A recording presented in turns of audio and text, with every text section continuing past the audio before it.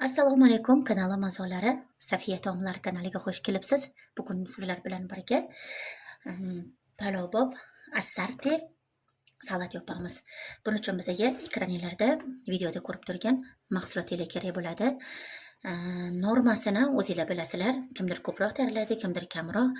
Menda hozir 2 dona qizil sabzi, 2 dona oq piyoz, mana ekranda kichkinaroq ko'rinayotgan bo'lishi mumkin. 5-6 dona qizil qalampir. Qalampirni xohlasanglar yashilidan foydalansanglar ham bo'ladi, farqi yo'q. 2 dona chesnok tozalab olindi.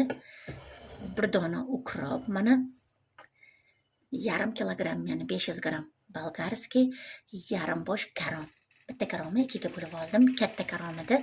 Ekranda kichkinaroq ko'rinishi mumkin. Mana katta karom bo'lgani uchun yarimini oldim va mana 3 kilogramm pomidor. Bularni hammasini maydalab to'g'rab olamiz. Mana katta qozonimni, kastrulkamni qo'yib oldim. Mana endi pomidorimizni o'shani ichiga to'g'rab olamiz. 3 kilogramm pomidorni hammasini to'g'rab olamiz.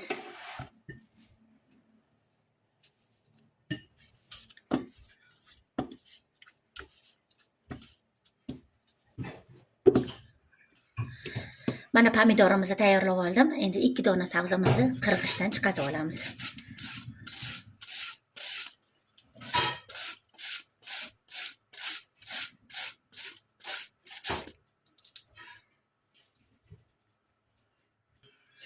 Mana sabzilarni chiqarib tayyorlab oldim. Ana endi 2 dona piyozimizni ham to'g'rab ichiga solib olamiz.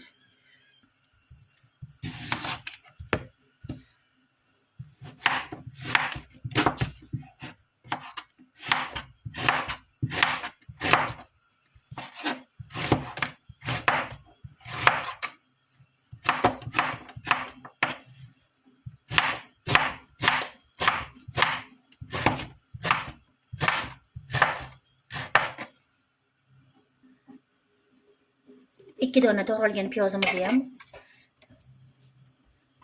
to'g'rab olingan sabzilarning ustidan joyli qilib joylab olamiz. Hurmatli kuzatuvchilar, mana chesnoklarni bo'lmadim chiroyli chiqishligi uchun shundoq chesnokni ham ustiga solib olamiz. Mana qalampirlarni dumchasini olmasdan solaman, achchig'i chiqib ketmasligi uchun. Dumchasini olsanglar juda ham achchiq bo'lib ketishligi mumkin. O'shani hisobiga dumchasini olmadim. Ana endi oldindan tayyorlab olingan bolgarskilarni ham kichkina qilib to'g'rab olaman.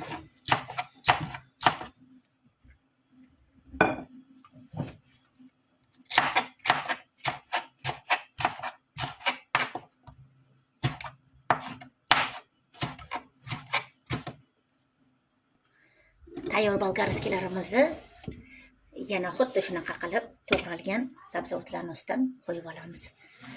Va keyingi gal karomni ham maydalab to'g'rab olamiz.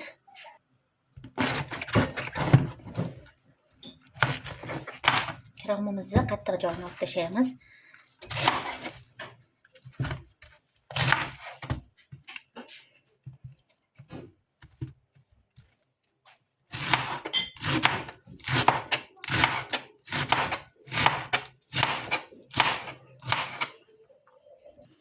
To'g'rab olingan karomimizni yana joylab olamiz katta qozonimizga. Mana endi bir bog' shovitimizni to'g'rab olamiz. Xohlasanglar sizlarda kachnish bo'lsa, kachnishdan ham foydalanishingiz mumkin. Men faqat shovitdan foydalanaman, mazasi zo'r chiqishligi uchun. Endi mana bir bog' shovitimizni maydalab to'g'rab olamiz.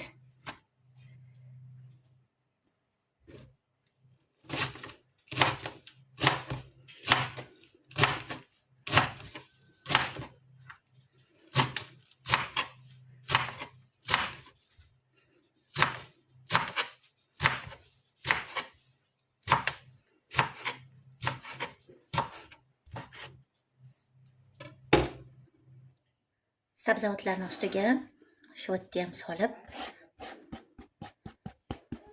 olamiz. Mana salat uchun hamma mahsulotlarimizni bitta qozonga joylab oldik. Mana qozonimni gaz ustiga qo'yib, tagini yoqib oldim. Endi bir cho'mich o'zim ovqatga ishlatadigan yog'imdan solib yuboraman.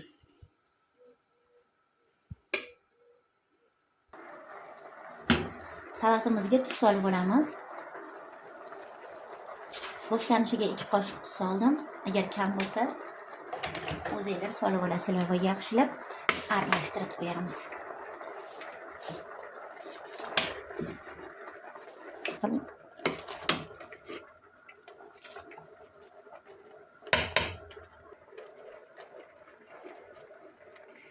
Mana salatimiz bir qaynab oldi. Salat bir qaynagandan keyin olovini pastlatib qo'yasizlar.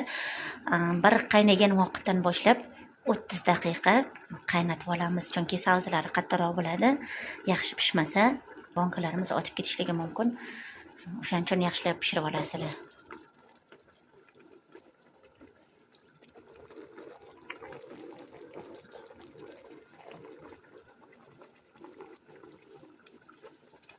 Mana endi bonkalarni yopishga tayyorgarlik ko'ramiz va qopqoqlarimizni strel qilib olamiz. Bonka qopqoqlarning ustidan qaynagan suv solib strel qilib olaman. Mana qopqoqlar tayyor. Mana salatimiz tayyor. Ana endi buni bonkalarga solib yopib olamiz. Oldindan strel qilib olingan bonkamizni ustiga voronkamizni qo'yib, salatimizni ichiga solib yopib olamiz.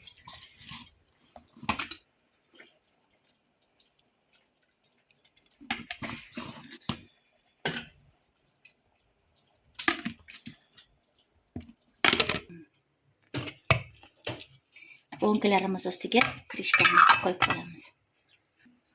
Mana shu tarzda bonkalarimizga salatimizni solib yopib olamiz. Endi bonkalarimizni yopib olamiz. Mana krishkalarni qo'yib oldik.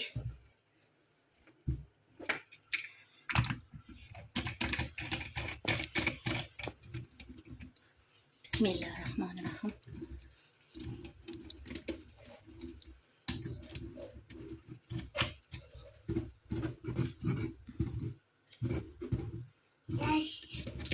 Xuddi mana shunday ketma-ketlikda bonkalarimizni hammasini yopib oldik. Menda 2 litrlik bonkada 3 ta bonka chiqdi. Bonkalarni yopib oldik. Mana sizlarga ekranda yaqinroq ko'rsataman. Mana chesnoklari, sabzi, karomlari mana hammasi juda ham chiroyli chiqdi. Albatta sizlarga ham bu retsept yoqqan bo'lsa, tayyorlab ko'rishingizni tavsiya qilaman. Keyingi videolarda ko'rishguncha azizlarim.